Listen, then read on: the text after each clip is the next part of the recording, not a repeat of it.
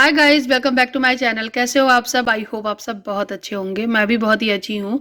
So guys, अभी धूप निकली हुई थी अच्छी खासी, तो मैं आ गई थी छत पे ये मखाने लेकर काटने के लिए, क्योंकि मैंने सोचा है आज गुड़ का पाक बना के तैयार कर लेती हूँ। पूरी सर्दी निकलती ही जा रही है, मैं यही सोचती रह गई कि आज बनाऊंगी कल बनाऊंगी।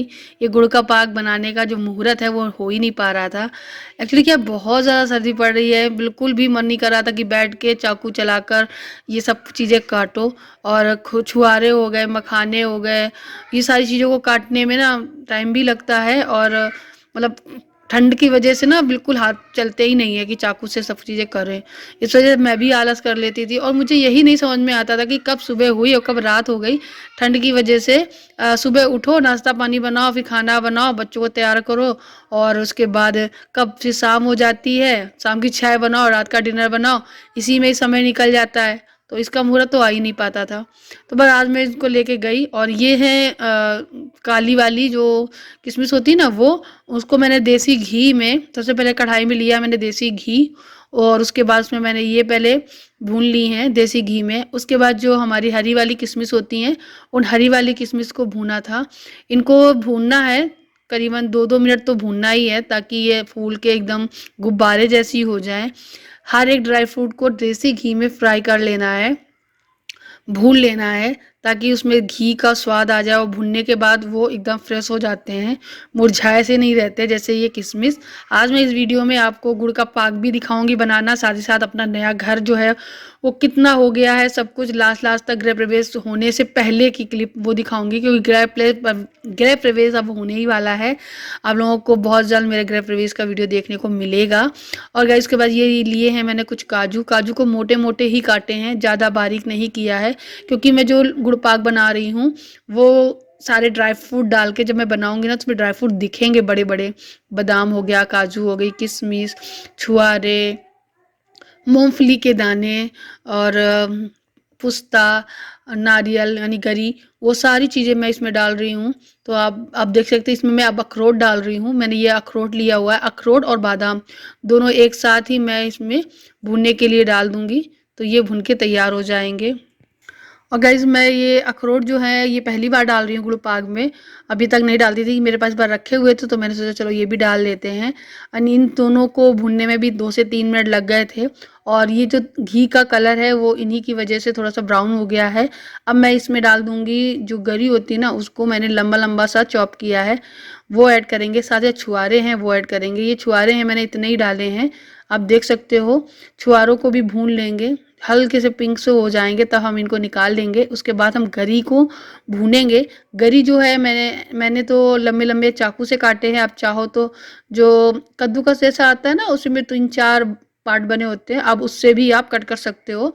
स्लाइस टाइप के निकल जाते हैं चिप्स जैसे, ठीक वैसे ही आप गरी कट कर सकते हो। बट मैंने हाथ से किया है, क्योंकि मुझे थोड़ी सी मोटी मोटी सी चाहिए थी, इसलिए तो मैंने हाथ का इस्तेमाल कर लिया था। तो ये भी भूनना है। अब इस टाइम ना गैस का फ्लेम लो ही रखना है, बिल्कुल धीमे धीमे आंच में भूनना है, नहीं तो ये सारी चीज़ें बहुत जल्दी जल जाती हैं। और गरी में ज़्यादा ध्यान देना पड़ता है, क्योंकि ये बहुत जल्दी रेड होने लगती है। तो बस जैसे ही ये थोड़ी सी पिंक सी हो जाए तुरंत ही निकाल लेना है। अब घी बहुत कम बचा हुआ है, तो इसमें अब लास्ट में हम मखाने लेंगे, वो भून लेंगे। इस घी में मखाने जैसे ही हम डालेंगे तो मखाने जो है घी जल्दी एब्जॉर्ब कर लेते हैं, इसीलिए मखाने को हम लोग लास्ट में भूनते हैं, ताकि जितना भी घी बचा है वो मखाने एब्जॉर्ब कर लेगा। तो इस तरीके से हम मखाने को भून के निकाल लेंगे। उसके बाद उसी कढ़ाई में और घी लेना है, और फिर घी में ये जो गोंद है उसको भून के निकालना है। ये मैं भूल गई थी निकालना, वरना मैं इसे पहले ही बनाकर निकाल लेती। ये गोंद है, गोंद को ज़रूर डालिएगा, सर्दी में गर्मी पैदा करता है ये, बहुत ज़्यादा हेल्दी होता है। सारे ड्राई फ्रूट हेल्दी होते हैं, पर गोंद स्पेशली सर्दी के लिए रहता है। गुड़ और गोंद बहुत ज़्यादा ज़रूरी रहता है। तो ये गोंद अच्छे से फूल गया है, अब मैं इसको निकाल लूँगी। अब इन सारी चीज़ों में से गोंद ही है जो थोड़ा बड़ा बड़ा दिख रहा है, इसको थोड़ा सा तोड़ लेंगे तो फूट जाएगा। और उसके बाद इस बचे हुए घी में हम जो पुस्ता दाना होता है उसको डालेंगे। तो गाइस, ये देख सकते हैं मैंने इसमें ये सारे जो गोंद है ना इसको भून लिया है। उसके बाद इसमें घी थोड़ा कम हो गया था, फिर मैंने क्या किया, कढ़ाई में और थोड़ा घी डाला है, ताकि अब मैं इसमें गुड़ का पाक बना सकूं। तो उसमें मैंने ये पुस्ता दाना अपने हस्बैंड से बोला डाल दो, ये आ गए थे उसी टाइम से। तो मैंने सोचा चलो अब तुम आ ही गए तो तुम डालो, मेरे हाथ थोड़े बिजी हैं। तो उन्होंने ये डाल दिया है। और पुस्ता दाना डालने के बाद थोड़ा मैंने घी भी बढ़ा लिया था। और उसके बाद ये गुड़ तोड़ के डाला है। गुड़ तोड़ने में इन्होंने मेरी बहुत मदद की थी। फिर उसके बाद इन्होंने थोड़ी देर चलाया भी था, तो हेल्प हो जाती है इस तरीके से, क्योंकि अब ये गुड़ को मैं मेल्ट कर लूँगी इसी घी में। तो मुझे ऐसा लग रहा था घी और होना चाहिए था, मैंने बाद में और घी डाला था। एंड ये गाइस देखिए गुड़ अच्छे से मेल्ट हो गया है, पुस्ता दाना भी अच्छे से इसमें मिक्स हो गया है। अब बारी आती है मूंगफली दाने डालने की। मूंगफली दानों को मैंने ड्राई रोस्ट किया था ताकि इनका छिक्कल निकाल सकूं, मैंने घी में रोस्ट नहीं किया था। और उसके बाद ये देखिए 2 भाग में करके मूंगफली दाने सारे डाल दिए हैं।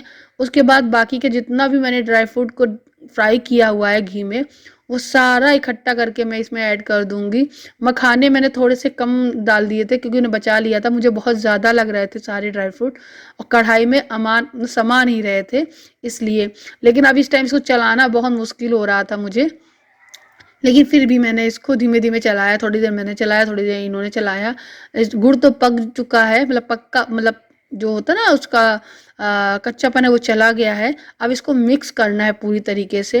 और बस इसी टाइम में आपको कभी लो हाई करना पड़ेगा, कभी लो गैस का लो करना पड़ेगा। गैस का फ्लेम है ना वो कभी हाई करना पड़ेगा, कभी लो करना पड़ेगा। कभी कभी ना जीभ ना थोड़ा सा ट्विस्ट हो जाती है, बोलो कुछ निकलता कुछ और है। आधे मखाने डाल दिए हैं, थोड़े से उन्हें बचा लिए हैं।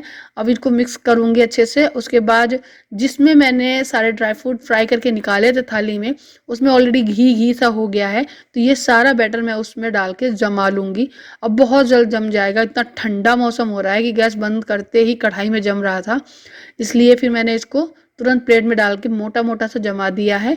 अब बस ये तैयार हो जाएगा हमारा गुड़ का पाक, और आप खाइएगा मज़े से, बहुत टेस्टी लगता है। सर्दियों में की तो ये जान ही है और बहुत हेल्दी है, अपने बच्चों को भी खिलाइएगा, बहुत ज़्यादा टेस्टी भी है। तो ज़रूर ट्राई करना। आपको ये कैसा लगा मुझे ज़रूर बताना कमेंट में लिख करके।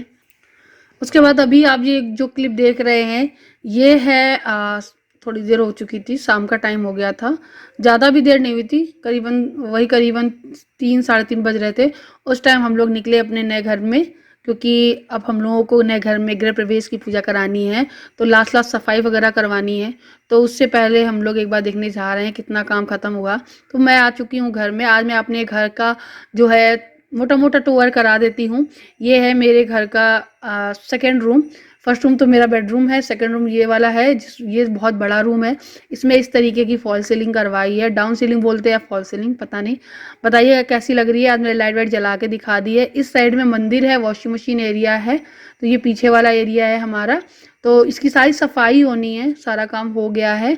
और अब पुट्टी की हो गई है, पुट्टी डबल कोट हो गई है, पुट्टी की जो घिसाई होती है वो चल रही है। लास्ट लास्ट बस प्राइमर लग के पेंट होना बाकी है, वो भी हो जाएगा कुछ दिनों में। और ये लाइट वाइट के बोर्ड है, इसके ढक्कन लगने हैं, पेंट होने के बाद लगेगा। तो उससे पहले हमारे घर का जो गृह प्रवेश पूजा है जिस तारीख पे है वो पहले हो जाएगी, और पेंट जो है वो होता ही रहेगा साथ ही साथ। काम लगे ही रहते बहुत सारे, तो वो होते रहेंगे। बट मैंने आज आप लोगों को ये दिखा दिया है, थोड़ा सा टूर करके आपको अपना घर का। एंड गाइस जैसा ये है रूम, ठीक वैसा ही बगल वाला है, उसमें अटैच बाथरूम है, बस इतना अंतर है। और ये दरवाज़ों में भी इस तरीके की धूल जम गई, वो सब साफ़ करी जाएगी, बाद में भी सफाई होनी है। अब इसके बाद जब मैं आऊँगी ना यहाँ पर, तो सीधे लगता है मैं गृह प्रवेश वाले दिन ही आऊँगी। तो मैंने सोचा आज आप लोगों को दिखा दूँ। मैं और भी अच्छे से सब कुछ दिखाने वाली थी, लेकिन हो नहीं पाया, तो कोई काम चल रहा है, बहुत धूल उड़ रही है। ये स्टोर रूम है जिसमें इस तरीके की अलमारी करवा दी है हम लोगों ने। एंड गाइज यहाँ से ये इस तरीके से सामान इसमें भरा पड़ा हुआ है। बाकी का बगल वाला जो रूम है ये मेरा बेडरूम है, जो कि मैंने थोड़ा सा ऐसे ही दिखा दिया। यहाँ से आप अंदर देख सकते हो, दरवाज़ा लगा, वो बाथरूम का दरवाज़ा है। थोड़ा सा मैंने सोचा दिखा देते हैं आप लोगों को। और ये रहा बाहर का घर का व्यू। तो इस तरीके से है, कैसा लग रहा है बताओ। मेरा घर का काम बस लास्ट ख़त्म ही हो गया है, अब बस सफाई होनी बाकी है। फिर आ गए थे हम लोग घर, और घर आकर मैंने चाय बनाई, सबसे पहले चाय पी, बहुत ठंडक थी। और उसके बाद यहाँ पे मेरे हस्बैंड और बच्चे दोनों लोग लग चुके हैं इस एरिया को पैक करने के लिए। जो ये कंप्यूटर टेबल है, इसका सारा सामान इस बड़े से कार्टून में पैक कर रहे हैं। ठीक इसी तरीके से सारी जगह का सामान धीरे धीरे करके कार्टून में पैक कर लेंगे। तो आज ये वाला काम निपटाया, एक दिन दूसरा वाला काम निपटाएंगे, इस तरीके से सारी पैकिंग एक ही 2 दिन में मतलब कंप्लीट हो जाएगी। तो बस लास्ट है कि अब बस जाना ही है इस घर से, तो सारी पैकिंग हो रही है। एक होता है ना, जब हम कोई घर शिफ्ट करते हैं थोड़ा दुःख होता है कि हम इस घर में इतने सुख-दुःख बिताए हैं और अब उस घर में जा रहे हैं, तो वो भी किराए का होता है। लेकिन ये दुःख है कि हाँ, जा रहे हैं, यहाँ पे बहुत सारे रिश्ते बनाए सब कुछ। लेकिन हाँ, इस बात की खुशी भी है कि हमारा अपना खुद का घर अब हो गया है। अब बहुत खुशी है, बहुत ज़्यादा। बस टचवुड किसी को नज़र ना लगे। और आप सब लोग बहुत सारी दुआएं देना, मुझे बहुत सारे आशीर्वाद देना, आप बड़े लोग, और ईश्वर से कामना करना सब कुछ शुभ हो, अच्छा हो। और बस एक आप लोगों की दुआओं और ब्लेसिंग से हमारे नए घर की शुरुआत हो। वैसे तो बहुत सारे कमेंट में विशेष आती हैं, आप लोगों को बहुत बहुत धन्यवाद। आप इसी तरीके से मुझे प्यार स्नेह देते रहिएगा। मुझे आपके सपोर्ट की, प्यार की बहुत ज़रूरत है, आशीर्वाद की बहुत ज़रूरत है। बस मैं इसी प्यार के लिए हर रोज़ वीडियो डालती रहती हूँ। अभी मैं डिनर में बनाने लगी थी पनीर की सब्ज़ी, क्योंकि मुझे लगा था कि जब तक ये काम इधर हो रहा है तब तक मैं खाना बना के तैयार कर लूँ। तो मैंने पनीर लबाबदार बनाया, लेकिन मैंने ज़्यादा कुछ कैप्चर नहीं किया, मैं ऑलरेडी थक चुकी थी। तो मैंने सोचा जितना मोटा मोटा हो वो से आप लोगों के साथ शेयर कर देती हूँ। सबसे पहले मैंने तेल और बटर में पनीर को थोड़ा सा फ्राई कर लिया हल्दी लगाकर, और उसके बाद फिर से उसी तेल में मैंने थोड़ा प्याज को फ्राई किया, और उसके बाद टमाटर डाल के उसको फ्राई किया। उसके बाद मैंने उसमें कश्मीरी लाल मिर्च डाल दी कलर के लिए, सूखी लाल मिर्च डाल दी थी, साथ ज़रा थोड़ा सा गरम मसाला भी ऐड किया था, और मैंने काजू भी डाल दिए थे। सबको भून लिया था। भून जाने के बाद मैंने इसमें थोड़ा सा नमक भी ऐड किया था, और इसमें मैंने थोड़ा सा पानी मिला के इसको पका लूँगी। और जैसे ही ये पक जाएगा उसके बाद मैंने इसे मिक्सी में पीस लिया था। पीसने के बाद कुछ इस तरीके से बन के आ गया था। फिर मैंने इसी पैन में थोड़ा सा घी, नहीं, थोड़ा सा बटर और ऑयल डाल के पिघला लिया। उसके बाद इसमें मैंने ये प्यूरी है जो पेस्ट बना के रखी थी वो डाल दी है। अब इसको खूब सारा पकाएंगे। जैसे ये पकने लगेगी अच्छे से, फिर हम इसमें थोड़ी सी क्रीम की जगह पे मलाई डाल देंगे, क्योंकि अगर आपके पास क्रीम हो तो क्रीम डालिएगा। और जैसे ही क्रीम वगैरह डाल के मिक्स कर लेंगे, थोड़ी देर और पकाएंगे। नमक, मिर्च, धनिया पाउडर सब चीज़ें डाल के मसाले मिक्स करेंगे। उसके बाद जो पनीर मैंने रखा है भून के वो इसमें ऐड कर लेंगे, और ये हमारा पनीर की सब्ज़ी बनके तैयार हो गई थी। हमने इसे लच्छा पराठा बनाकर खाया था। आप लोग भी ट्राई करिएगा। आज का वीडियो कैसा लगा आप लोगों को मुझे कमेंट में लिख के बताइएगा। खूब सारा प्यार दीजिएगा। Thank you for watching. मिलती हूँ नेक्स्ट वीडियो में।